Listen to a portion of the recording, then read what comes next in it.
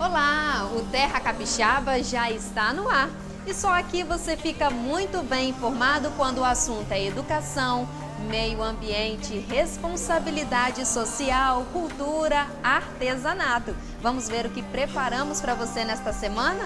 No programa de hoje tem capoeira, balé e arte, atividades completamente diferentes uma das outras, mas com um único objetivo: leva cidadania, inclusão, conhecimento e por aí vai para crianças e adolescentes do bairro Santo André, em Vitória. Gostou?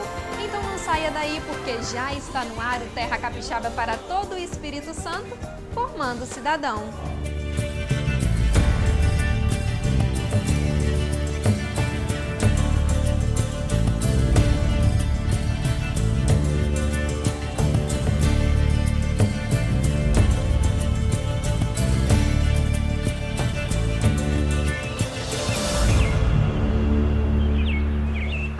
É um jogo que sempre vem acompanhada de música e o berimbau é um instrumento que define o ritmo e o estilo da roda de capoeira. Nós estivemos em Santo André e Vitória e vamos contar um pouquinho desta arte que mistura luta, dança e música.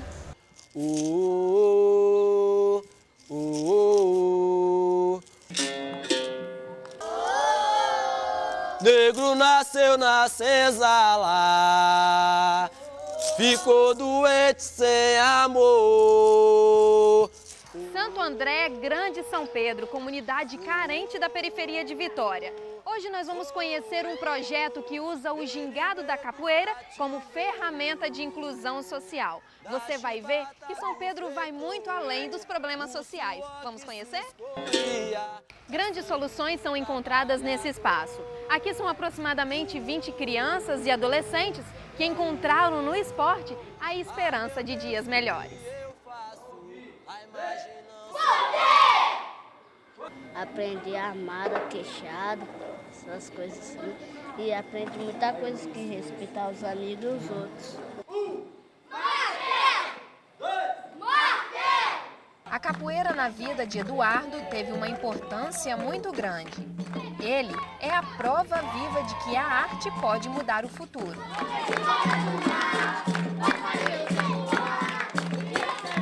A pipa que caiu dentro da casa do meu professor, eu fui correndo lá dentro pegar a pipa, entrei dentro do quintal dele e não quis nem saber.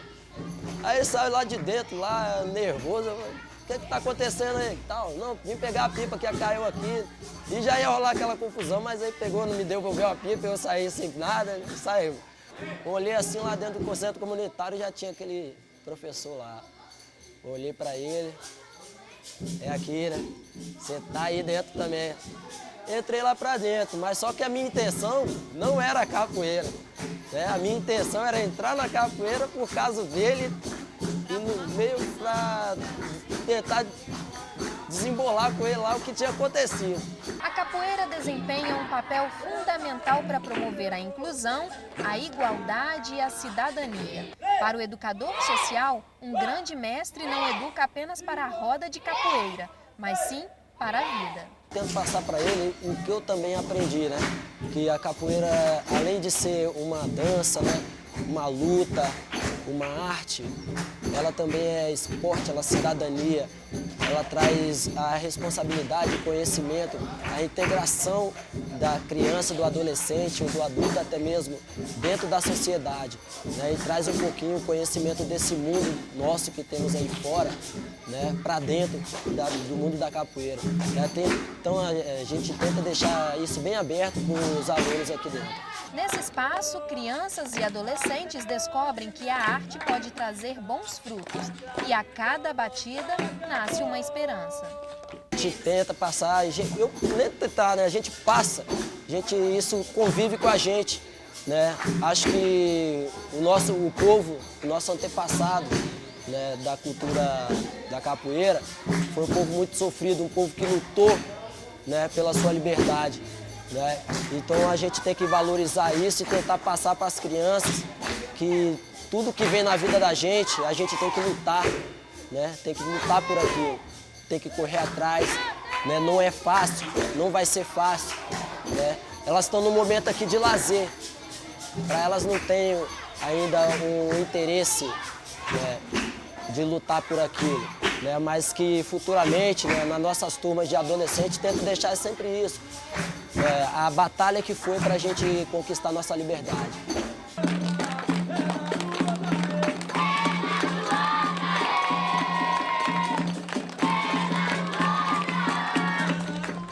Capixaba veio até a UFES para procurar saber a importância dos projetos sociais, porque nós temos percebido que esse tipo de atividade tem crescido consideravelmente. E para falar sobre isso, nós convidamos a socióloga, historiadora e coordenadora de estudos de pesquisas indiciários da Universidade Federal do Espírito Santo. Vamos lá com a gente?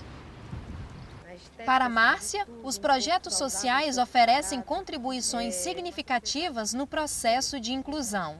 Já está absolutamente comprovado que os jovens eles precisam estar engajados em atividades que não só do currículo escolar, mas atividades que proporcionem a eles desenvolver toda a potencialidade que lhe é peculiar nesse período da vida. Então não existe aquele jovem que é mais ou menos inteligente, existe o jovem que tem mais oportunidade e aqueles que não têm oportunidade de desenvolver as potencialidades dessa fase da vida.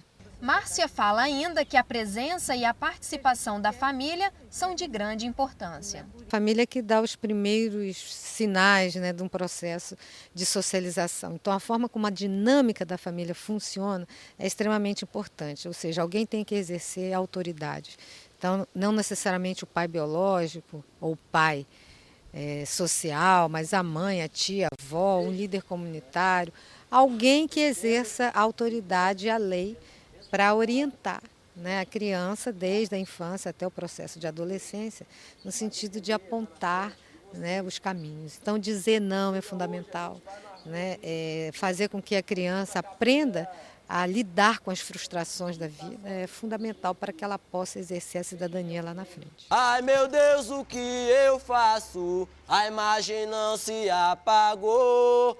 Até hoje nessa vida, a escravidão não se acabou.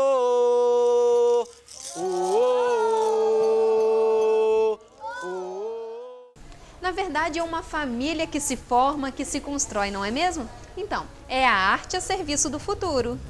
Corpo, mente e jovens sempre em movimento. Crianças e adolescentes do bairro Santo André descobrem novos rumos para um futuro esperançoso. E ainda, Kleber Galveias e a pintura, Amor à Primeira Vista. Não saia daí, a gente volta já.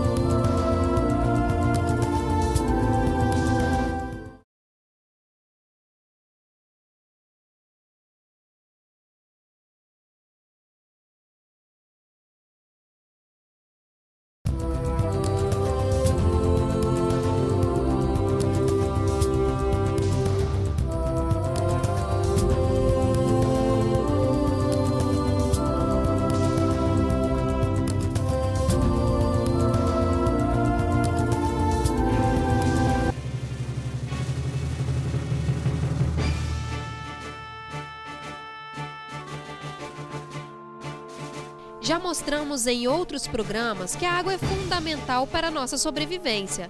É do conhecimento de todos que sem esse recurso não há vida na Terra. 70% do nosso corpo é composto de água, daí a importância da água em nossas vidas. Precisamos levar a sério e respeitar, mas estamos fazendo o contrário, banalizando esse líquido para lá de precioso. É muito comum, em época de estiagem, os alimentos subirem o preço. E quando isso acontece, atinge diretamente o nosso bolso. E, consequentemente, o nosso poder aquisitivo diminui. Isso é uma estiagem comum. Mas, segundo a Organização das Nações Unidas, em 2050, as previsões são sombrias. A Organização Mundial da Saúde calcula que 50 países enfrentarão crise no abastecimento de água, diferentemente dos conflitos do século XX.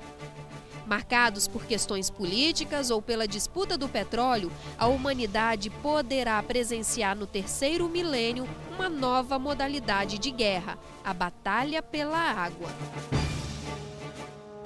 Uma prévia do que pode ocorrer num futuro próximo aconteceu em 1967, quando o controle de água desencadeou uma guerra no Oriente Médio.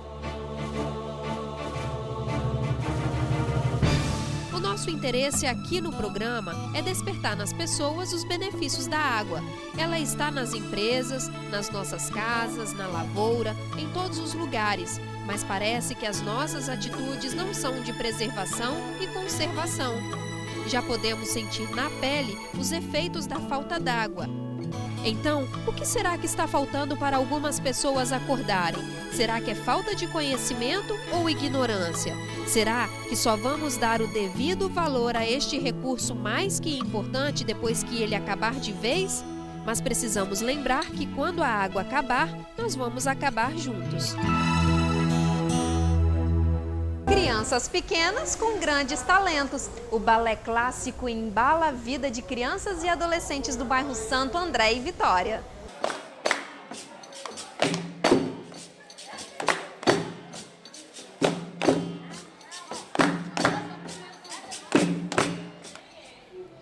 Além das aulas de capoeira, existe também o balé. Aqui, essa dança está mudando a rotina e o futuro de muitas meninas. Elas são bem jovens, mas já estão trilhando o caminho da cidadania. Aqui a gente aprende a pontualidade, o respeito, a disciplina, a alegria. Meu sonho é ser uma bailarina do Cajun, profissional e fazer muito sucesso. O projeto tem como alvo principal o incentivo à participação cultural e o combate à exclusão social. Dessa forma, o balé clássico como atividade lúdica proporciona conhecimento que dificilmente jovens carentes teriam. Você tem que ser, além de educador social, você tem que ser pai, você tem que ser amigo, colega. Às vezes você tem que parar a aula mesmo, e rolar no chão, brincar, rir, ou parar e chorar. Esse projeto que eu trabalho aqui, ele tem uma amplitude muito grande, que ele engloba crianças, adolescentes, dá todo o suporte técnico para os funcionários trabalhar, porque não adianta nada você ter um espaço legal, crianças maravilhosas e não ter um espaço adequado para trabalhar. O balé dá ao estudante uma educação global e pode ser feita por qualquer criança que queira experimentar o prazer do movimento. As bailarinas ganham disciplina da mente e do espírito, assim como também do corpo. O balé clássico que é aplicado normalmente e que eu uso muito um pouco das técnicas que são aplicadas é a respeito de trabalhar toda a parte do corpo, trabalhar a cabeça, trabalhar a direita e esquerda, trabalhar somente perna, trabalhar pernas para um lado, braços para o outro, cabeça para o outro, que aí deixa elas assim mais atentas. Tem muitos pais que chegam aqui, minha filha está prestando mais atenção na escola, está tirando notas melhores, porque você aprende a ter um raciocínio mais rápido aqui. A dança permite que elas se expressem como indivíduos, o que pode ser passado para os outros aspectos de suas vidas. Se a gente tem uma visão de família ampliada, o professor ele também faz parte dessa dinâmica, e apresenta-se para a criança como uma alternativa fora do âmbito familiar, de orientação, de caminho, de perspectiva, porque tem uma fase na vida de qualquer ser humano em que a rebeldia, a quebra de regras é fundamental, é chamada período da adolescência, em que a criança está se desidentificando com aquelas pessoas com quem ela convive e buscando identificação no mundo de fora. É nesse processo que ela está aberta a qualquer tipo de influência, tanto influências boas como influências que podem vir a levá-la para um mundo do crime, enfim, para um processo violento e etc. Nesse papel, aí o professor é fundamental porque ele deve vir a tornar-se uma referência importante para mostrar possibilidades de inserção na sociedade que dê gratificação, que reconheça as potencialidades do indivíduo. Então, ele é enquanto educador, o professor como educador, ele é fundamental. Vamos devagar para a quinta posição, frente a O balé vai muito além da dança e do lúdico. Estamos falando de fraternidade, da não diferença, seja ela racial, cultural, religiosa, enfim. O que se busca é a valorização do ser humano. E veja no próximo bloco. Um pintor apaixonado pela arte. Não saia daí, a gente volta já.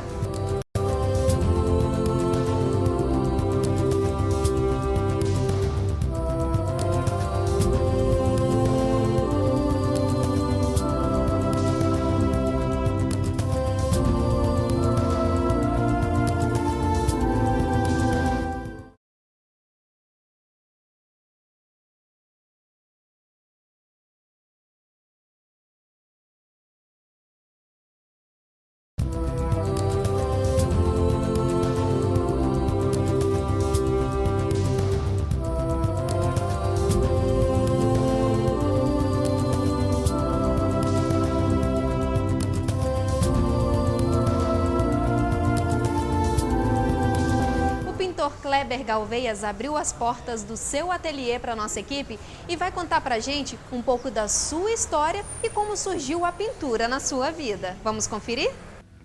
Natural de Dores do Rio Preto, região capixaba do Caparaó, Kleber Galveias comemora 30 anos de ateliê. Bem à vontade e muito comunicativo, Kleber fez questão de falar que essa casa, onde expõe suas obras, é a última construção primitiva de pescadores ainda preservada na Barra do Jucu. O espaço é referência quando se trata de arte e cultura do Espírito Santo.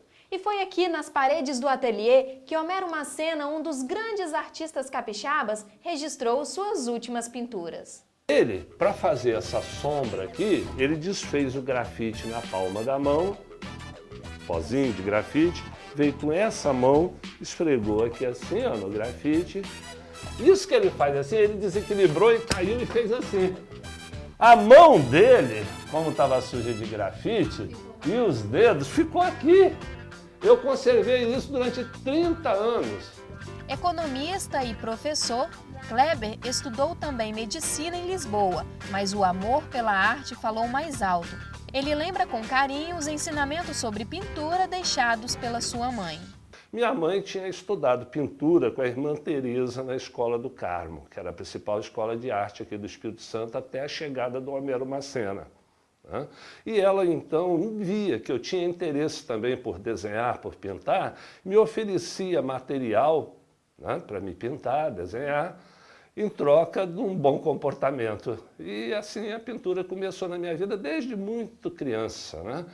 Agora eu entrei na vida profissional em 1966, com a minha primeira exposição. Foi o primeiro Salão Nacional de Artes Plásticas do Espírito Santo. E quando o assunto é reaproveitamento de materiais, Kleber também entende muito bem. Ele já produziu várias obras com objetos que iriam para o lixo. Essa é uma mensagem que a gente deixa sempre no final da visita de estudantes, principalmente, A gente mostra um fundo preto, que era um envelope de fotografia que ia para o lixo.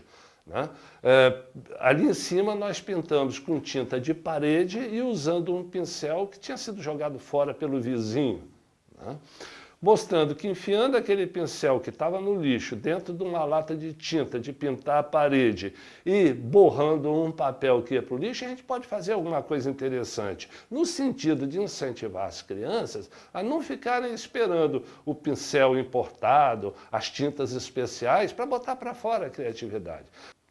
Mas aqui no ateliê a natureza não fica somente na pintura. Quem vier conhecer esse espaço terá aulas de preservação ambiental com o artista. E se você aí de casa reparar bem, essa janela vira moldura e a natureza aqui fora também se transforma em arte. Quando as crianças, quando os visitantes entram aqui na galeria, a gente chama atenção para esse restinho de restinga que a gente tem aqui na frente, pelo seguinte: a Barra tinha um entorno exuberante, uma vegetação muito rica, muito variada, e isso está desaparecendo. A gente mostra alguns desses elementos que compõem a Mata Atlântica, a Restinga, porque quando se fala em reflorestamento, só se lembra das árvores, né? Então fica parecendo que as nossas matas são tão pobres, né, em variedades, quanto as matas americanas do norte, as matas europeias, né? Eu acho muito importante um programa como esse de vocês, que mostra o Espírito Santo. Por quê? Porque a gente só ama, só luta pelo que a gente ama. E a gente só ama o que a gente conhece, né? Vocês mostrando o Espírito Santo vão despertar interesse de pessoas, né, artistas, cientistas, né, e mesmo os moradores, né, para preservar, estudar e tirar o melhor proveito disso que só nós temos.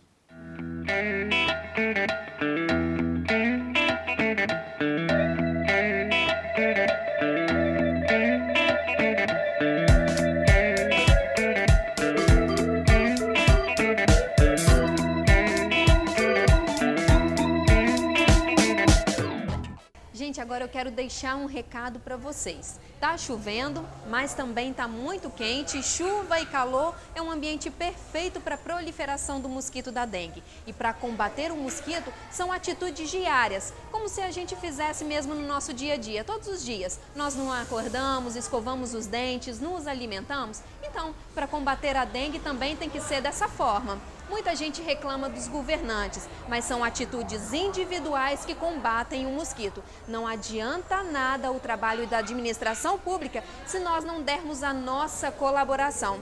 E como, por exemplo, são atitudes simples, ó, essas pulseiras aqui são reaproveitadas, são feitas de garrafas PET e tecidos que iriam para o lixo. Então, olha só, além de deixar a gente mais bonita, enfeita o meio ambiente. Bom, o Terra Capixaba está terminando, mas se você quiser rever algumas matérias, é só acessar o nosso site, é o tribunaonline.com.br. E lá tem o link do Terra Capixaba, onde você pode entrar, deixar o seu comentário, a sua sugestão, que também pode ser enviada por e-mail. É o terracapixaba@redetribuna.com.br. Agora, antes de terminar o programa, eu quero mandar um beijo muito especial para o nosso amigo e parceiro do programa. É o Jô, é ele quem me produz, quem faz a minha maquiagem. Jô, muito obrigada pelo carinho. A gente fica por aqui, até o próximo programa, um forte abraço, fiquem com Deus, até lá!